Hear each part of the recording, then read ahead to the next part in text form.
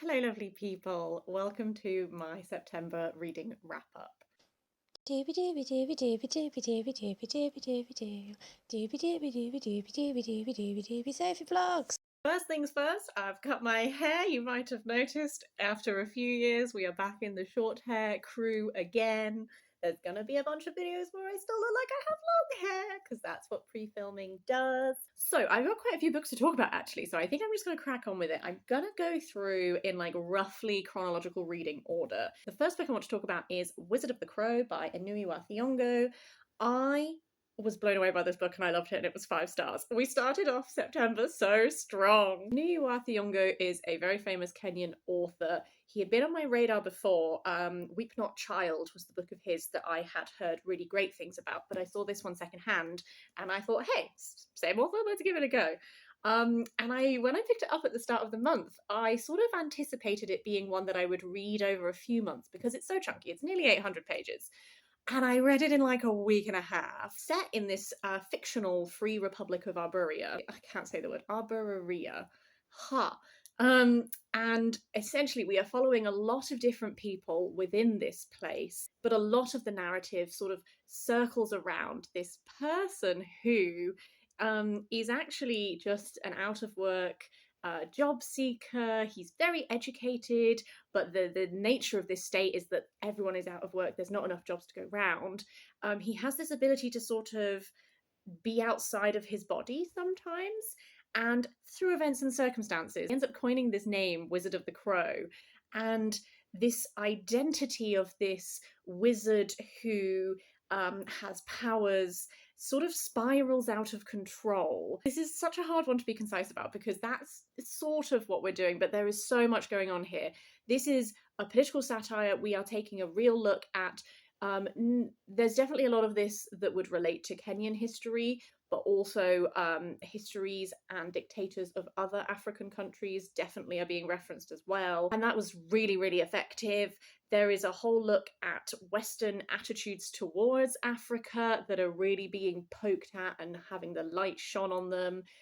This manages to be both very hitting in some of its portrayals of the brutality, the exploitation, that side of things, but also very, very funny in the way that it is, I was going to say ramping it up, but in some ways it's not even ramping it up. It's literally just pointing at things that exist and do happen and exposing how absolutely bizarre they are and how when you actually think about it, this is ridiculous. One thing I really loved about this was the portrayal of women. The women in this are so fleshed out. It was brilliant to see.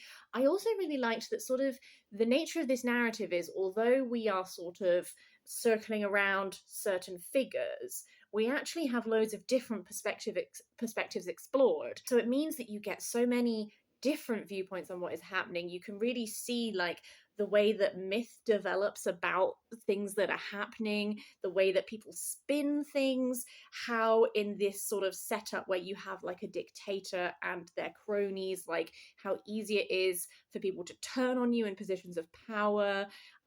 There is so much happening in this. I cannot do it justice in this wrap up. I would really like to direct you to read Books with Lane's review of this because I thought that that was brilliantly written. I will link to it down below. I just think that this is utterly fantastic. Many people will have summed up why this is great much better than I'm doing now, but it was such a great way to kick off the month. I absolutely rate it. I want to read more of his work for sure. Definitely a really fantastic surprise. Not surprise, I just didn't know what to expect because I've never read anything of his before, and political satire, etc., would not be a genre that I would inherently say I've read a lot of, but cracking, brilliant, thought it was fantastic. That one was a bit of a beast, so after that I went for a little short snippet. I went for Slainne, The Treasures of Britain, which is by Pat Mills, Dermot Power and Stephen Tappin.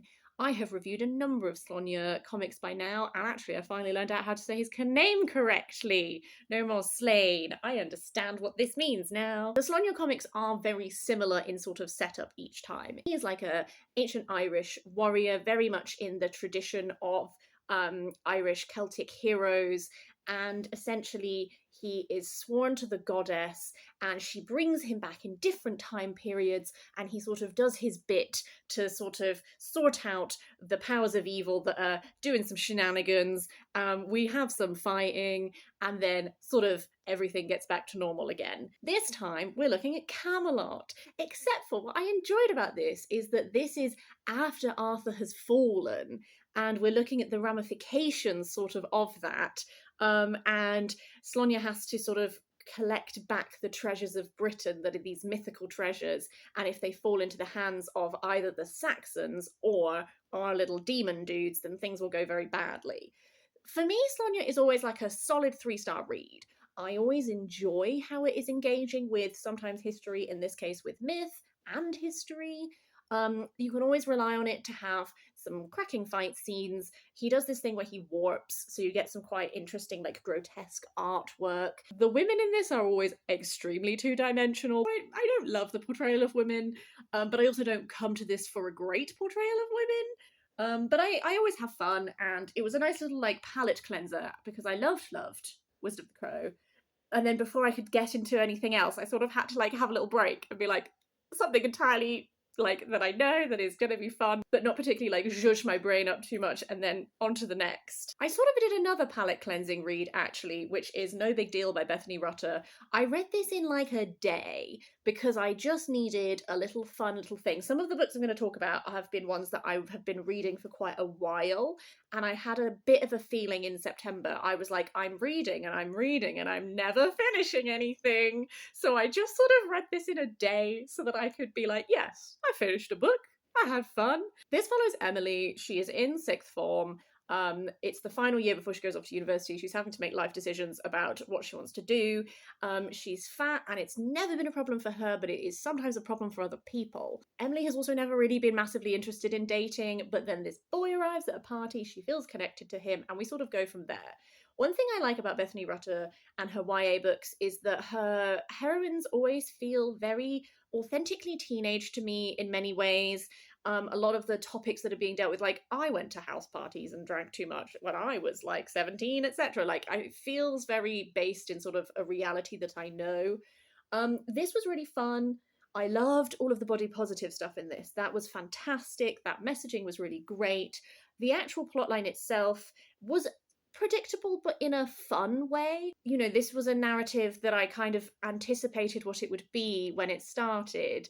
It could have been slightly different to how it was, and I was picking up on things, and I was like, oh, I really hope that this is what I think it is, and that we're going to develop this strand, rather than that this is supposed to be positive, in a way of, like, characters doing things that I was like, that's really not on, and actually it was critiqued, and that was what the plot was building to, rather than it being like, oh no, you're supposed to think that they're great, because I was like,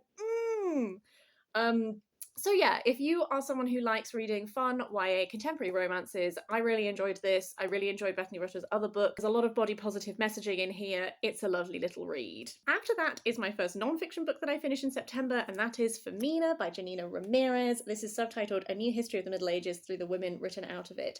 This was also a 5-star read for me. I adored this. What Janina Ramirez is doing is she is sort of approaching the Middle Ages and looking at these ideas we have about it and challenging them, and is shining light on women, sometimes specific women, sometimes more general concepts that are not always focused on in history. So this can be the case of, for example, when she's discussing, like, warrior women in medieval times, she's looking at some examples of Viking grave burials and what these tell us about specific women in specific Viking cultures. The importance of women's industry by looking at the women who are responsible for the Bayeux Tapestry. We are challenging ideas of women's involvement in leadership, women's involvement in the arts, and all that kind of thing. And I just think it is absolutely fantastic. There is a little bit at the end that genuinely made me emotional. I can't read you the whole final 2 paragraphs of this book, but essentially this ends on such a rallying cry of being like, encourage the people that you know to actively engage with history. History is a process, and we can be part of that process if we engage, if we read up, if we read from multiple sources, if we challenge what we think we know as truths, and if we look at what the evidence is, and if we strip back all of our preconceived notions and the sort of assumptions that we bring to interpreting history. There is so much there that is undiscovered or has not been broadcast enough. That whole thing. I just think that Janina Ramirez was already a favorite because I love her TV programs. This was fantastic. I think it is so wonderful. It is absolutely one of the best pieces of nonfiction that I have read this year, if not ever. I loved it, and I will stop talking about it now because I'll just repeat that a bit. But I had such a fun time with it. I did like a little poetry break. This is poems by Wang Wei. Wang Wei is like a Tang Dynasty poet who I previously read snippets of in one of those Penguin Black Classic books called Three Tang Dynasty Poets. But his was the poems that I enjoyed the most. So I bought this. It's the same translator that did that. So that was really great, sort of like a consistency point. Although I would be interested in reading other translations of the poems just to sort of see how they differ. What I really like about this is Wang Wei was a devout Buddhist. And so there is a lot of these poems that are focusing on that pursuit of enlightenment and how the reality of the world sometimes creeps in and then not like gets in the way of enlightenment, but also kind of does. I don't know, there is an interesting push and pull there where he is seeking to ascend above earthly things, but also so much of this poetry is about earthly things, even insofar as like these beautiful poems about these instances of nature that are so still and so stunning. That's still the world pulling at you, and if you want to achieve spiritual enlightenment, you have to ascend all of that. And so there is this sort of like peace in his poems, but also this tension in his poems. And I found that really interesting as you go through and you have ones that are more concerned with like spiritual well-being and then ones that are extremely earthly. And so that was really just made me think quite a lot as I was reading it. I definitely want to return to these because I'm sure there is more to get out of them. That said, they are usually quite simple and in that they are not very long. I'm sure that they are actually extremely complex, especially when you are reading them in the original language. It's just they're all very short and concise, as opposed to like I read Dante Gabriel Rossetti poetry last month, and they are just so long, and I was like, oh god, this narrative, I don't really care. Whereas this was like concise and gave me little instances to sit with. I actually read it really quickly. I meant to spread it out, and then I just kept dipping in for like one more. But yeah, this was also really great and I really enjoyed it. The next portion is my mid-month lull that I kind of had. I started off so strong and I ended strong. We're going to come back to strength again. But I had a bit of a mid-month lullage. The first book that kind of, I feel like that sort of had an effect upon my reading of was The Golem and the Djinni by Helene Wecker, which is set in turn of the century New York. The Golem is created when this man who is about to emigrate to America asks someone to create her as the ideal wife, but he dies along the journey, so then she is left alone. And the Djinni has been captured in a little copper pot and is released, but is also like has no idea how he got there, what happened to him. And so we're sort of following these two figures as like an examination of what the immigrant experience was like in turn of the century New York. And their paths cross and shenanigans develop. The main thing is that I think this book, I really loved this book when I started. I think the descriptions and the writing style are very beautiful, very evocative. I was just enjoying just reading the style of writing for a while. Where I stumbled is this is a very slow book. The plot, even at about 75% of the way through, I was like, when is the plot gonna happen? And so I enjoyed the writing and I thought it was beautiful. I enjoyed some of this exploration of how do these beings, like, how do you define yourself? Like, they're both dealing with different constrictions. Like, the Djinni is constricted by his actual powers being constricted because he has been enslaved. And then the Golem is dealing with sort of constrictions because of her presentation as a woman in this society. Like, she doesn't have the freedom that the Djinni has, because if there is a woman walking alone at night, there are judgments made and things like that. And there was a lot of really fabulous exploration of that and their adjustments. It just really did take a long time for a plot to happen. And then when the plot did happen, I just wasn't, I think by that point, I just had felt like I had been reading this book for so long that I was like, I don't know, something about the resolution, like, I felt like we just went from really slow and then, like, loads of things happening, and I feel like for me personally, maybe that plotting and that spacing, if that had been, like, slightly different, I might have enjoyed the end of the book more. I did still like this book. I understand why people love this book.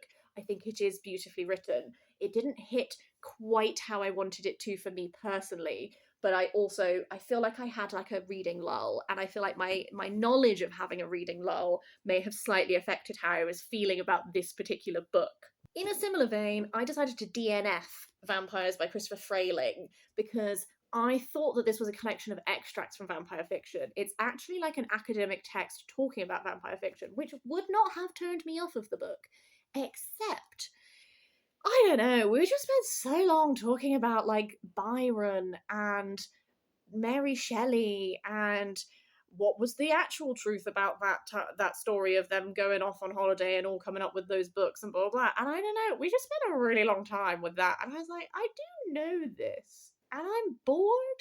So I decided not to continue the rest of it because I thought it would be extracts that would then make me excited to read other books. Whereas it's sometimes a little hard to read academic works about works that you have not read because I don't want to have them spoiled. I don't know. I wasn't feeling it.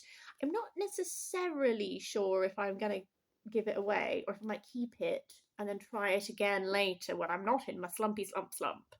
I don't know, but it wasn't quite hitting how I wanted it to hit. Next up is Child of the Prophecy by Juliet Marillier. I have to thank Bryony from The Indecisive Readers for buddy reading this with me, because I think if I had read it on my own, I might have given up on it, but I'm glad to have finished it. This is the third book in the Seven Waters series. It was originally a trilogy, and this definitely reads like it's wrapping a lot up, but there are more books that continue the story onwards. Each of the books has focused on a different woman from this family. We've gone down 3 different generations. At this point, we're following Fonya, who is an interesting comparative point to the other 2 women, because the other 2 women are very much rooted in a family, in this family that lives at Seven Waters. This is like Celtic fantasy with a heavy amount of romance. And interestingly, this book probably had the least amount of romance of the 3 I've read so far. But this is the culmination of this building conflict that has been developing through the first book, which is Daughter of the Forest, where this woman's daughter's brothers are turned into swans by this evil sorceress, and she has to undergo all these trials in silence in order to save them. The second book followed someone from the next generation down, and this book is following someone from the next generation down. But Fonya as a heroine is very isolated. She grew up just her and her father and these travelling people who would come by at certain times of the year, where she has this friend called Dara, who is one of our love interests. And then she is put in the situation of going to Seven Waters. And that was a really interesting perspective to see sort of like what to us as readers has associated with a place of safety become a place that is not somewhere she feels comfortable, and there are all these dark things lurking in the darkness and stuff like this. Part of why I didn't really enjoy this so much was just that there is like a lot of this where Fonya is being exploited by her grandmother, who is this sorceress figure, and she is being made to do terrible things, and she feels really bad about them. And you know when you're like, I've been reading this for like 300 pages and we're still just like being forced to do terrible things and feeling bad about them and not communicating to anyone.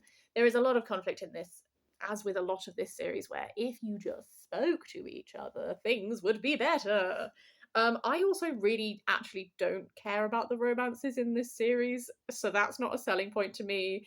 There is some stuff that goes like unchallenged in this, which I don't love. So like there are 2 male figures in this who are sort of conflicting roads that Fonya could walk, and there is romantic potential with both of them. And one of them is very much not the road she's supposed to take. So when this person says terrible things, you're like, well, they're not the right person. They're like a bad person, so it's fine. Whereas the nice road option would also sometimes come out with things that I was like, are we not going to challenge this? Like the concept of like, it's really hard for men to hold back when they're feeling really horny.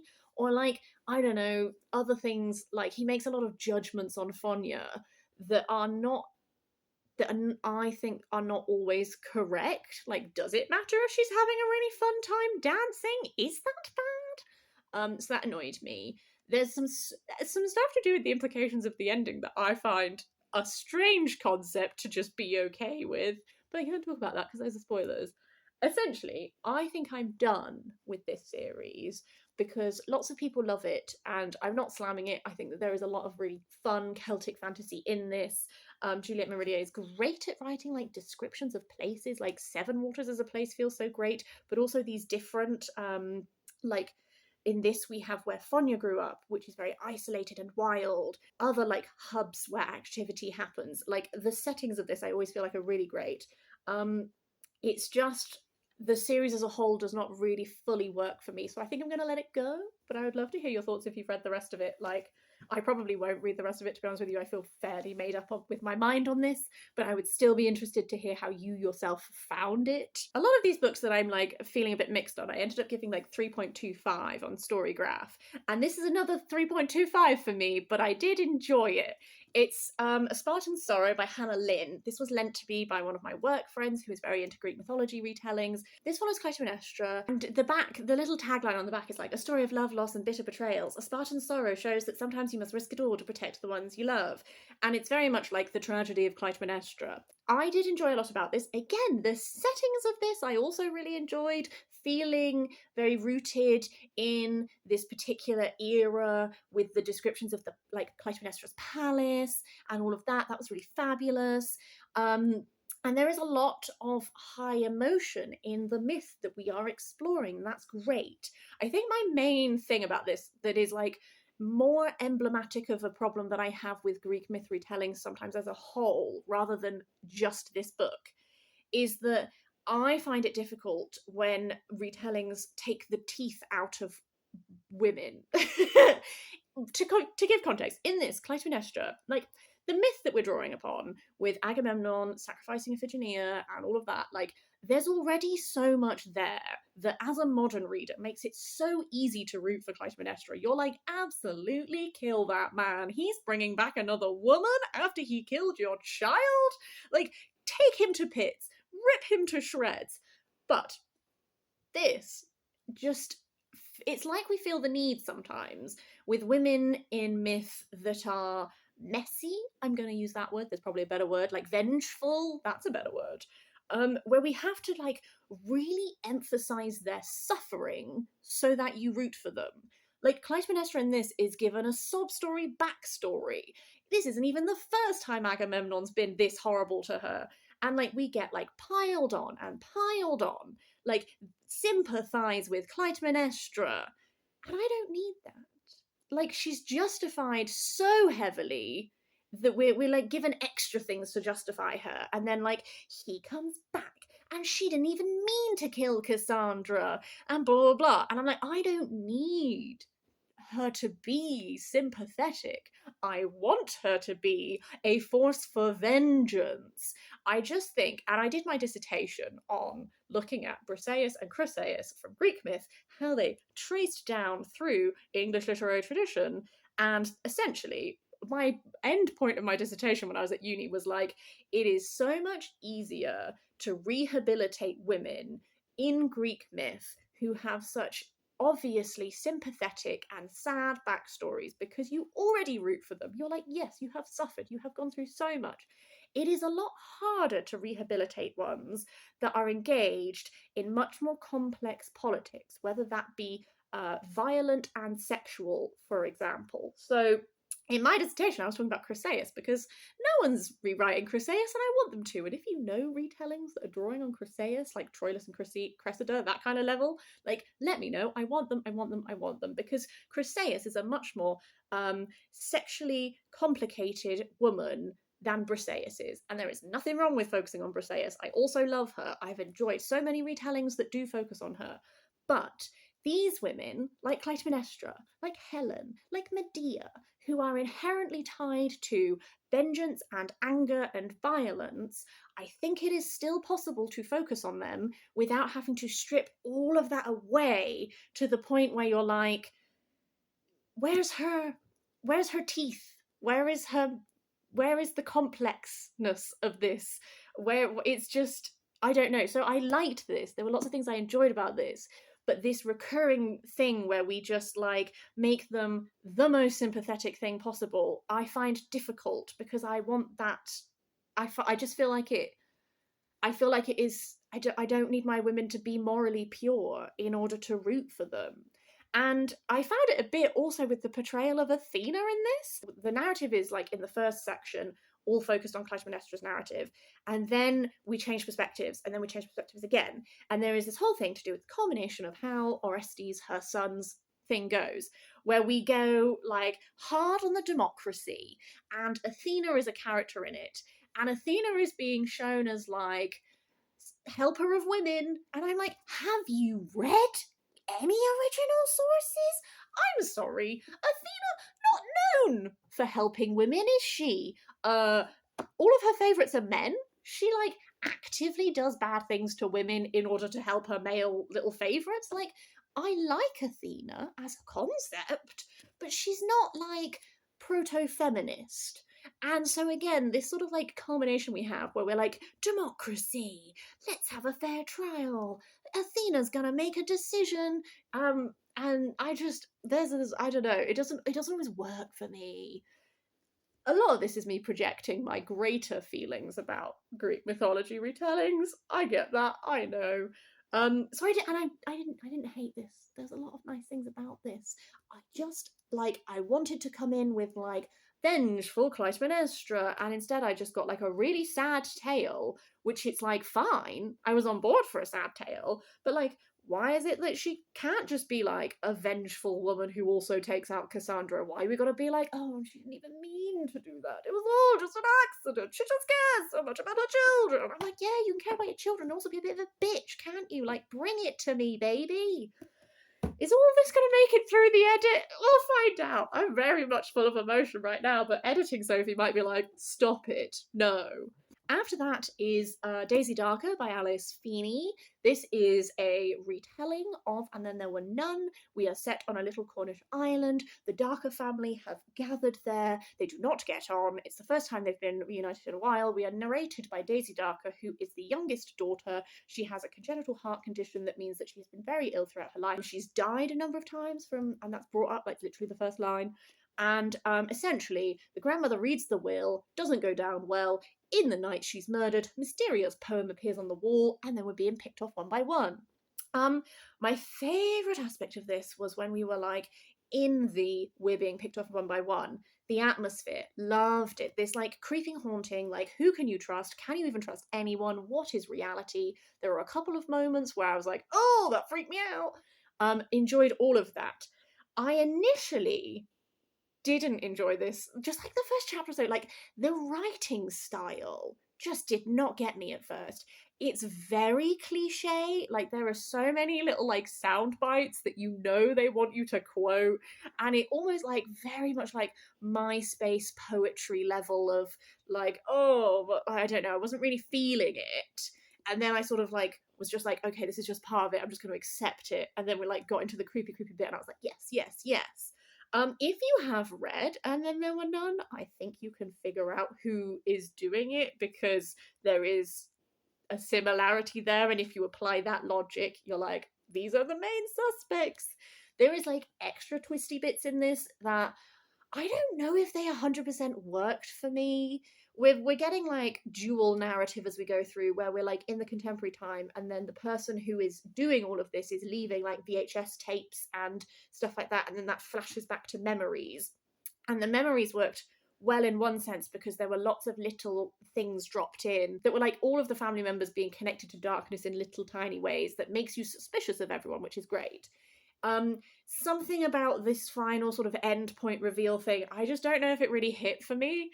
I see with hindsight all of the clues. I see them, and I know lots of people based on their reviews called it. I just don't know how I feel about it. So this was another one that I had like fun with.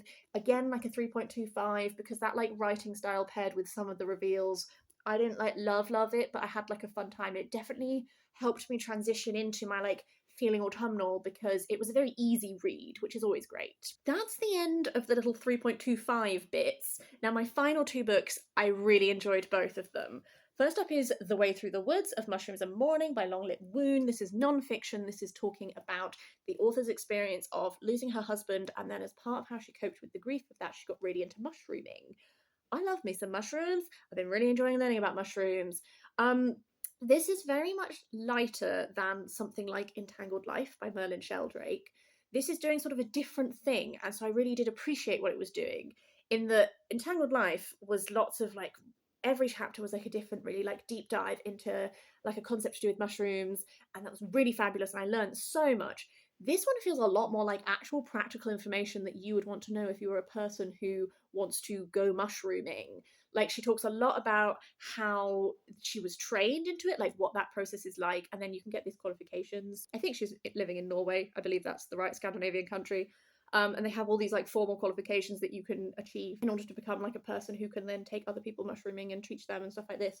So there is just so much practical information about doing all of that, learning all of that. I really liked, there's a whole section about the names of mushrooms, both colloquial names and then also the Latin names and what those mean. I was like furiously Googling all of them so then I could compare like what they look like to the description that she was giving you. Just so many like information bits like that was so fabulous and really interesting. My only critique of this actually is that I thought that Mourning, I think I thought that the link between mushrooms and Mourning would be expanded on a bit more. Like, she talks about her grief, and I'm not critiquing any of that. Everyone's own personal grief is their own, absolutely. I think I thought that she was going to talk more about the links between mushrooms and death, like in culture and as concepts and ideas. Whereas kind of it was like Mourning and mushrooms, and I don't know, because I feel like mushrooms and decay and all sort of like stuff like that have links, and I feel like there's probably like some symbolism in like folk tales, and I don't know. I think I just thought there would be more of that. But I loved this anyway. I had a great time. Really enjoyed reading it. I would definitely recommend if you're interested in mushrooms, but also like memoirs. It was fab. I loved it. The final book I'm going to talk about is Mexican Gothic by Silvia Moreno Garcia. Funnily, when I mentioned this in my TBR video, I was like, I've heard nothing but praise. And then after I finished it, I was reading reviews and I was like, oh wow, a lot of mixed feelings. I really enjoyed this, particularly because it is a particular kind of horror that, not like horror, but specifically designed to work for me, I think. We follow Noemi, and her cousin has previously married this man and gone off to live with his family in sort of a remote part of Mexico, and her father has received this letter from her that is really concerning him, and he asks Noemi to go there and visit and make sure she's okay. Does she need like psychiatrists? The husband and family are very resistant to her coming, but she goes anyway. And then we're sort of in this haunting Gothic mansion in this remote place. There are these questions of like, what is going on? Is there something going on? Is her cousin just ill? Is the family okay? Because the family are like very much, they're originally from England. There's a lot of talk of like eugenics. There's definitely a real examination in this of like colonialism, racism, all of those kind of things. And so it's like this combined, like the actual horror of this intensely racist family that are terrible, and then like, is there something more going on? Is it all in her cousin's mind? What is happening? The reason I say uniquely designed for me is because mushrooms also have a bit of a presence in this book, and I have always had a thing where the concept of mold freaks me out, and this mansion is like decaying, it is crumbling, it is moldy, there is mushrooms all over the town, and in like, just a thing that has always concerned my brain is that I feel uncomfortable around mold. I don't want to breathe around mold in case I inhale spores and somehow like mushrooms grow in me or something. I don't know what I think is gonna happen, but just like something about spores as a concept like really freaks me out. And like mold is kind of alive but also kind of not, and I feel that way about fungi too, and it's why I find them fascinating, because they're this complete other form of life that is just so wildly different to humans. And there is an element of the Gothicness in this that is really tapping into that, and boy did that work for me, because it made me be so aware of all of these feelings I have. Thing that I feel like is such an effective aspect of Gothic is these like buildings that almost have a life of their own, and that was really happening here. This questioning of reality, this like is there like things beyond the ordinary happening? Is it just in your mind? How do you trust your senses? How do you know what is real? All of that worked so well for me. I definitely see the critique that is like, we have a very slow pace, a very evocative sort of atmosphere building thing, and then we sort of reach a point and then we kind of kick in, and the story does take like a little bit of a turn and we go down a bit of a different route. That kind of all worked for me. I do see how it wouldn't work for other people, but frankly, I was on board. I was signed up. I had a really great time. So I definitely really enjoyed this. I'm definitely really enjoying exploring Silvia Moreno Garcia. I will continue to explore her for sure. Yeah, I would really like to hear your thoughts if you've read Mexican Gothic, because I know it is a bit divisive. Like, where did you fall on it? How did you find it? Yeah. Anyway, I should wrap this up because I've been talking for bloody ages. I hope that you have been having a lovely time. What did you read in September? What were your like highlights, lowlights? Have any of my particularly impassioned ramblings here tied into anything you feel? Let me know. But yeah, otherwise I hope you're having a really lovely day. I will see you next time for something different.